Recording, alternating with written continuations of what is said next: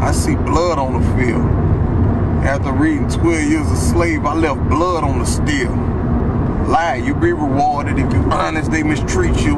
Hard to have a prison song, nobody believe you.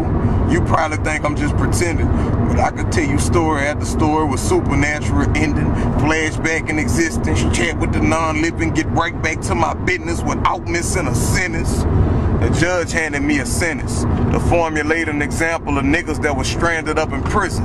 I implemented hustle to my standard way of living, cuffed up. I told them fuck them, they can't stand the way I'm living. Valued over the phone, but in a physical appearance. They don't judge me by my lyrics, but my physical appearance. I tried to take my life twice. I had to talk with God. I viewed hell from a distance while I walked with God. All I seen was mistreating the heathens, conceived with some screaming and legions of demons. You talking suicide?